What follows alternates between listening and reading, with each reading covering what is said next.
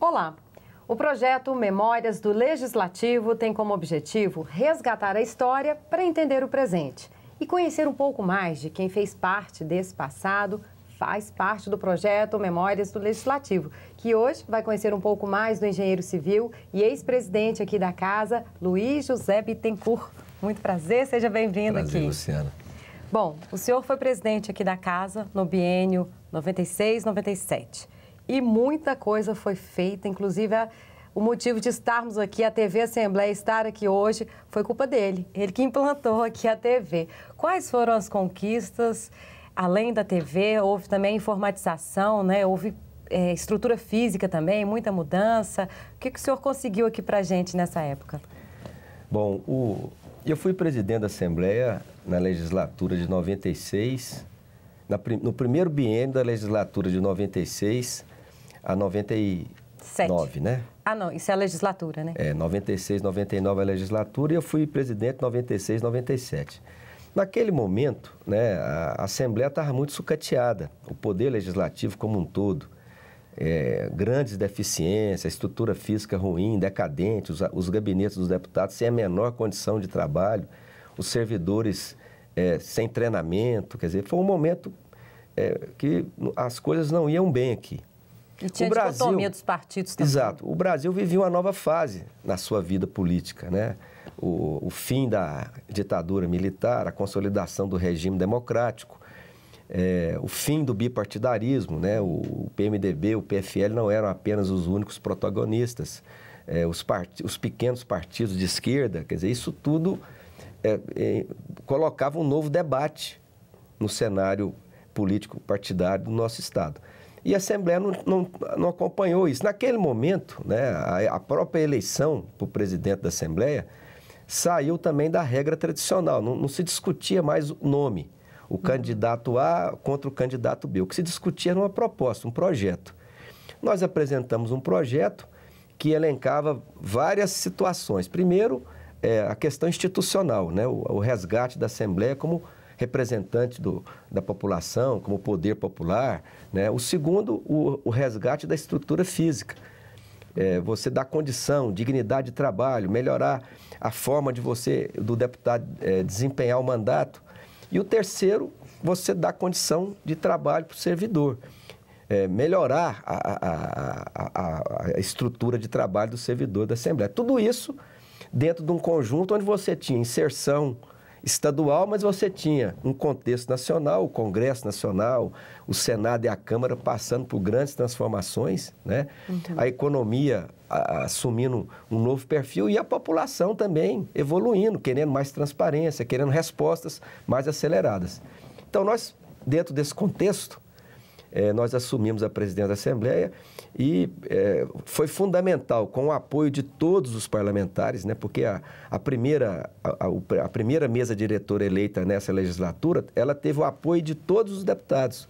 Então, nós conseguimos levar para a mesa diretora parlamentares de todos os blocos partidários. Então, tinha representante do PFL, representante do PP, do PSD, do PL, do PT, do PMDB. Então, era uma mesa plural.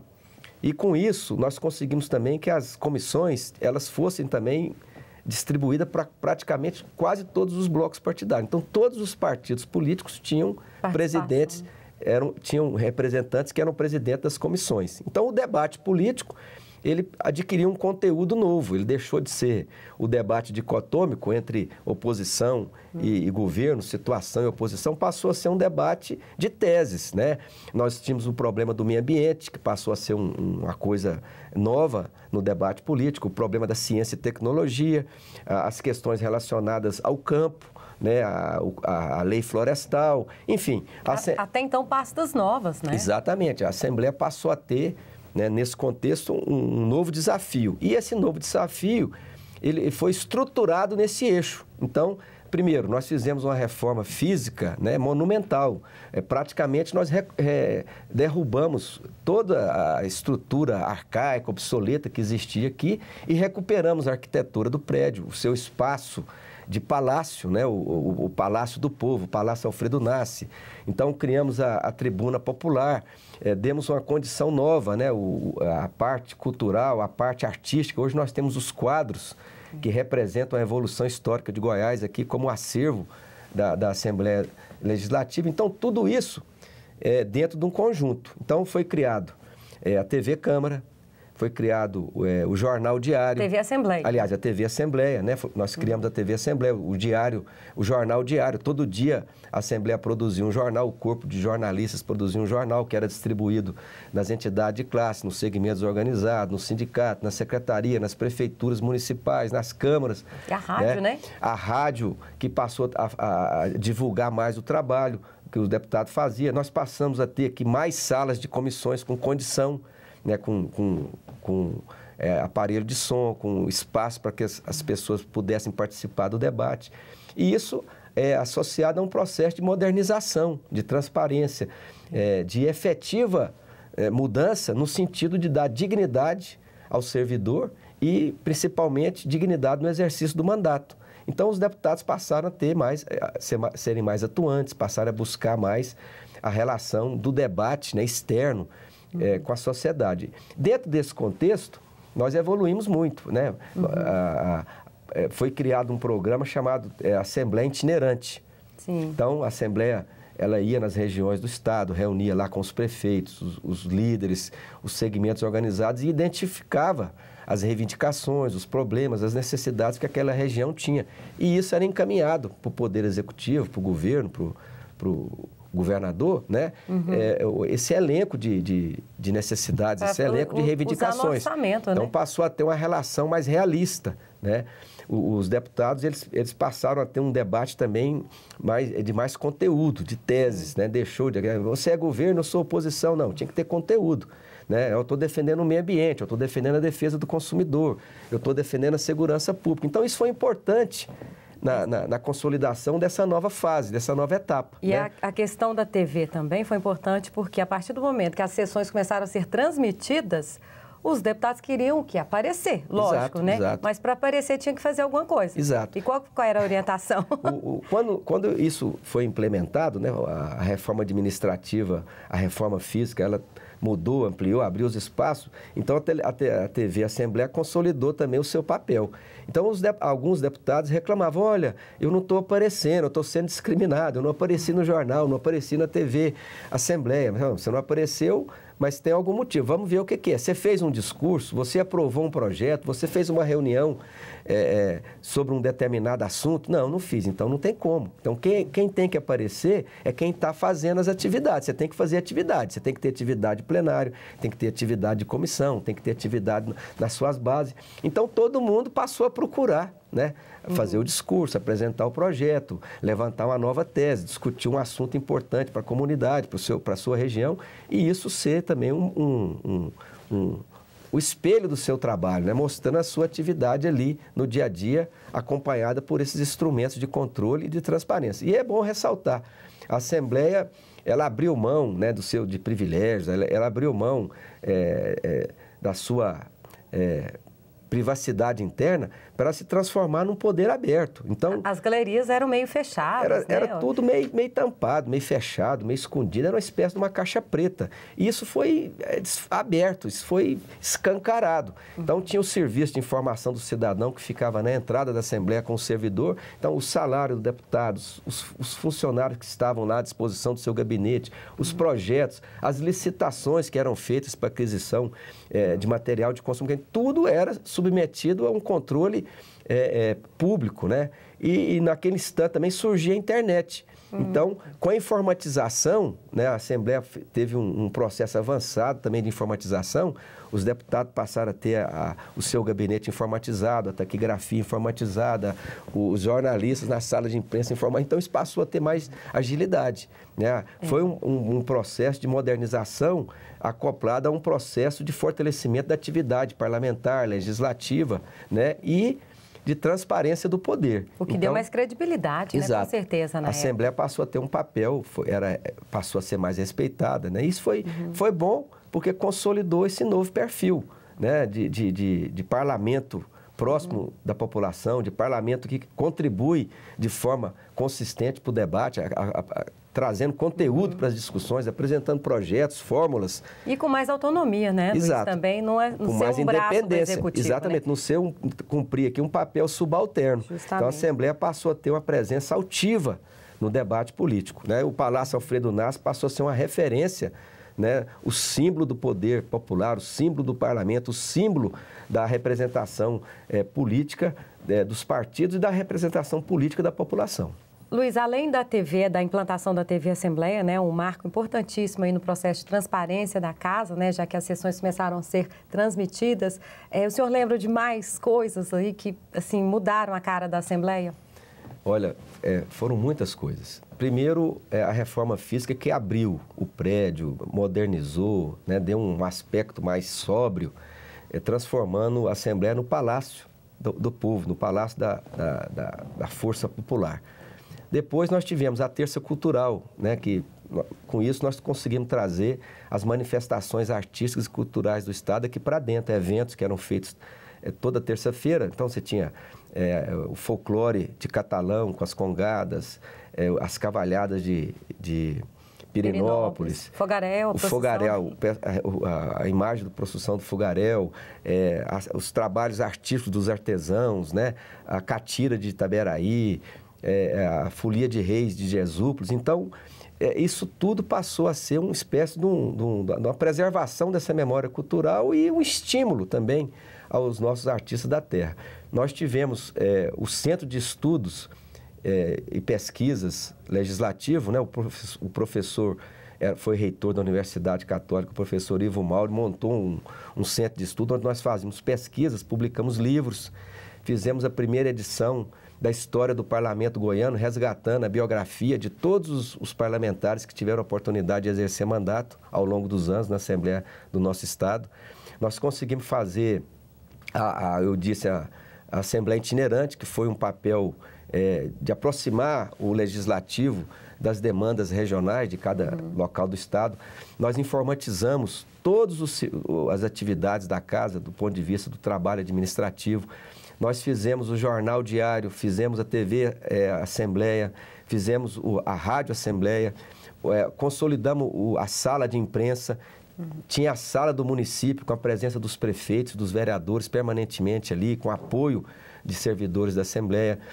Vários programas de debate com as entidades e os segmentos organizados. Quer dizer, então, o debate sobre a mulher, eu me lembro muito bem que nós tínhamos várias deputadas e elas iniciaram aqui um debate forte sobre a defesa dos direitos da mulher, o papel da mulher na sociedade contemporânea brasileira,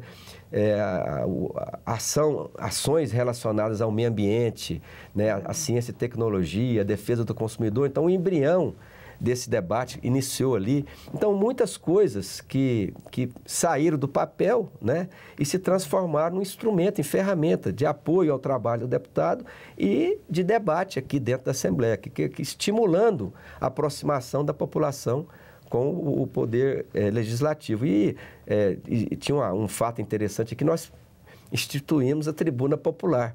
Então, toda semana tinha gente aí, representante de movimento popular, de segmentos organizados, de sindicatos, entidades classistas, ia lá, subia, fazia sua reivindicação, apresentava o seu trabalho. Então, e o mais importante que eu digo foi a contribuição de todos os parlamentares daquele período, que todo mundo engajou nesse projeto, todo mundo participou, ajudou, e nós conseguimos, né, dar um salto de qualidade, um salto de credibilidade, de legitimidade do nosso trabalho e, principalmente, um salto de modernidade. Né? Nós saímos de um estágio onde a Assembleia estava praticamente sucateada, desgastada, para um patamar onde o Poder Legislativo passou a ser respeitado, admirado e participativo, efetivamente participativo das grandes questões que afetam todos nós.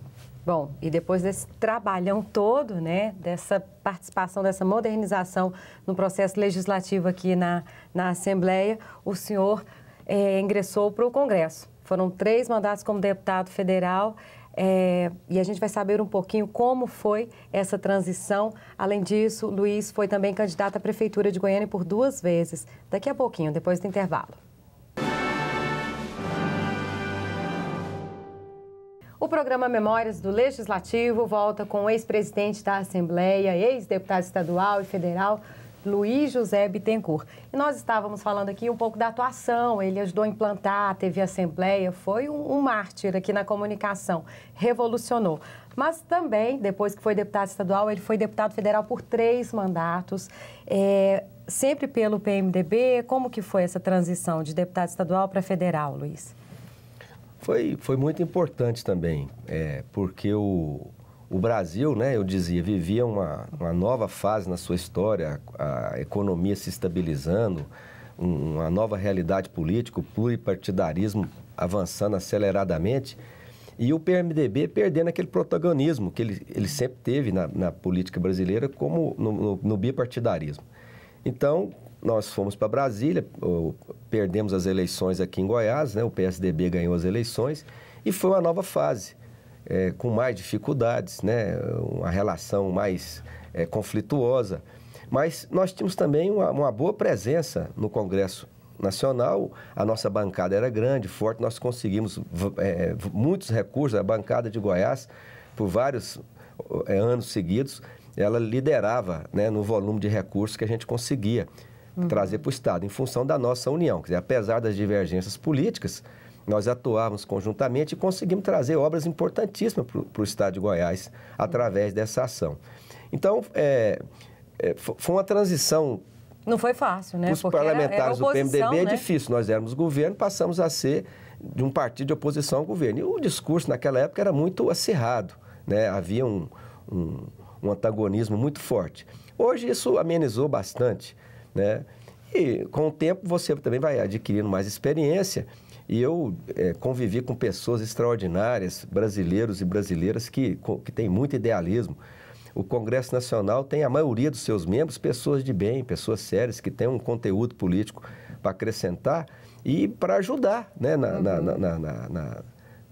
no desenvolvimento, na consolidação da democracia. Agora, a política ela é muito lenta. O parlamento brasileiro ele é muito numeroso, então os projetos, as discussões, elas demoram vários anos. Por isso que nós temos dificuldade aí na reforma política, na reforma tributária, na reforma do Código Comercial, uma série de reformas estruturais que o país precisa de maneira urgente, acelerada, elas são travadas, elas não andam, né? Justamente por isso, pelo o número de partidos, os conflitos de interesse dos estados, dos municípios, da União, e isso acaba protelando, né, uma modernização do processo, da maneira como um todo, principalmente da administração pública. E às vezes demoram muito a tramitar, né? Um projeto de importância demora muito por essas questões, né? Muita gente querendo dar ali sua participação e acaba que o projeto não sai ali do papel, né? Exatamente. E é importante porque o parlamento é isso mesmo, é o debate, a discussão. A explanação das ideias, o conflito dessas ideias para que disso possa extrair, né, o melhor caminho possível, quer dizer, a melhor ideia possível. E não é fácil você obter esse consenso. Bom, voltando para Goiás um pouco, né, depois dos 3 mandatos, nesse meio tempo, o senhor foi candidato a prefeito de Goiânia por 2 vezes, né? Uma vez pelo PDC e uma vez pelo PMDB. As 2 vezes o senhor não conseguiu ser eleito e o slogan era gastar a sola do sapato. Por que o senhor fez a escolha? Isso pegou no Brasil inteiro na época, é verdade. Né? Muita gente. Quando eu cheguei em Brasília como deputado federal, muitos colegas me perguntavam, né, queriam saber por que essa história de gastar a sola do sapato. Em 92, quando eu fui candidato a prefeito, eu era do PDC, meu partido era o PDC, o senador Mauro Borges, e a estrutura do partido era muito pequena, o partido já vinha definhando, enfrentando dificuldades estruturais, poucos prefeitos, poucos vereadores. E a campanha de Goiânia era uma campanha grande, uma campanha que exigia muitas pessoas, uma militância forte, uma estrutura enorme. E o PDC não tinha essa estrutura. Então, a campanha ela tinha que ser feita na base do contato pessoal, da visita, da presença nos segmentos organizados, nos comícios, né? E os outros candidatos, né, o candidato do PMDB era governo, o candidato do PFL, o candidato do PSDB, quer dizer, os outros candidatos do PT, que tinha a prefeitura de Goiânia, eles tinham uma estrutura extraordinária. Então eu dizia, eu enfrento essa estrutura, o poder econômico, a força dos partidos que estão no governo do estado e no governo municipal, eu enfrento com a disposição de trabalho. Então, nós vamos gastar a sola do sapato. Eles vão gastar dinheiro, eu vou gastar a sola do sapato, vou conversar com as pessoas, expor as minhas ideias. E isso, de certa forma, foi importante, porque eu era um pouco conhecido. Ficou o homem do sapato. Na eleição de 92, eu fui o candidato que mais cresceu. Eu saí de 0,5% para quase 14% do resultado final. E na outra eleição, na segunda eleição que eu disputei, eu comecei com 10% e fui até o segundo turno disputando palmo a palmo as eleições e perdi as eleições por 2% dos votos. Quer dizer, ganhei no primeiro turno, né, dos outros adversários, do candidato do PT, do candidato dos outros partidos. Fizemos uma aliança para o segundo turno e eu quase cheguei lá. Mas isso faz parte. Só lembrando, era com o União, né? Foi o segundo turno. Exatamente. Com o União Albernaz. Isso faz parte da vida política, vencer ou ser derrotado numa disputa eleitoral. Mas o que eu nunca deixei que me afetasse, né, é a derrota das minhas ideias. Eu sempre lutei pelas minhas ideias, sempre fui um político honesto, sério, correto, com os meus princípios, porque eu vim da carreira da política classista. Eu fui presidente do CREA, tive o meu ciclo na vida política de Goiás foi muito rápido, foi meteórico. Eu fui presidente do CREA, fui candidato a deputado estadual, disputei a eleição para presidente da Assembleia, fui candidato a prefeito. Sempre no voto, Fui candidato a prefeito novamente, disputei a eleição de deputado estadual outra vez, fui candidato a deputado federal 3 vezes, fui secretário de Ciência e Tecnologia. Então, eu tive um momento na minha participação política muito forte, muito intenso, né? Onde eu praticamente era 24 horas reunindo, conversando, viajando e trabalhando, defendendo as minhas ideias. Nunca abdiquei delas. Ideias onde tive a oportunidade de trabalhar. No CREA, como deputado, na presidência da Assembleia, como secretário de Ciência e Tecnologia, como deputado federal, na Comissão de Ciência e Tecnologia, na Comissão de Defesa do Consumidor, eu sempre consegui marcar os meus projetos, deixar a minha posição com clareza, avançar em algumas propostas que foram aprovadas. Enfim, do ponto de vista da minha realização pessoal, eu tive uma vida política muito gratificante, né? Então, eu entro de cabeça erguida em todos os lugares, sou respeitado, sou ouvido, sou chamado para trocar ideias, para conversar. Então, isso é muito importante. Tem saudades de atuar como político? Eu tenho muita saudade, gostava muito da política, mas a circunstância da vida acabou me levando para outro caminho, né?